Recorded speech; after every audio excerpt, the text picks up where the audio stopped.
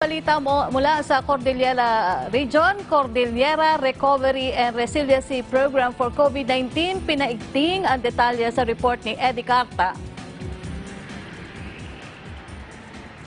Yes, may magabigat na Yusek Rocky, Secretary Martin. Ngayong linggo nga ang nakadakdang pagpupulong at dialogo ng Technical Working Group para sa pagpapaigting ng Regional Recovery Plan at sa muling pagbangon ng Cordillera dulot ng COVID-19 pandemic. Bilang lead agency ng recovery, pinanindigan mismo ng Chairperson Regional Task Force for COVID-19 at Direktor ng OCD Cordillera Albert Mogul na patuloy ang kanilang maigting na pagtutok sa mga pamamaraang maiangat ang ekonomiya at kabuhayan ng nakararami dito sa resyon sa gitna ng pandemyang kinakaharap. Ayon pa kay Mogul, ang pangunahing hakbang ay nakabase sa Regional Recovery Program o RRP na kung saan ay kabilang ang DOH, DTI, DPWH, DOT at iba pang ahensya sa layuning ito. Nung mga last quarter ng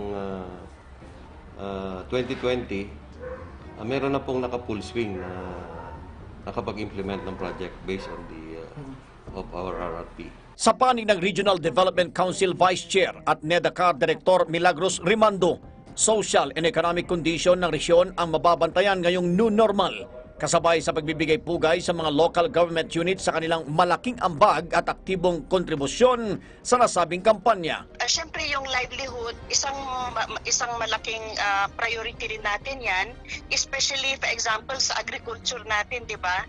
Yan ang isang, and tourism, yan yung dalawang nagsuffer actually na economic sectors natin. Noong nakaraang taon, base sa Economic Losses and Social Impact Initial Assessment Report for COVID-19 pandemic sa Cordillera, umabot ng mahigit 18 billion ang pagkalugi dahil sa epekto ng COVID-19 pandemic mula sa iba't ibang sektor. At Secretary Martin, Yusek Rocky, kasabay ng mainit nga na pagplaplano ng Technical Working Group, ang malamig pa rin na simoy ng hangin dito sa summer capital ng bansa na mayroon pong 11.2 degrees Celsius. Eddie Carta, para sa Bayan. Maraming salamat, Eddie Carta ng PTV Cordillera.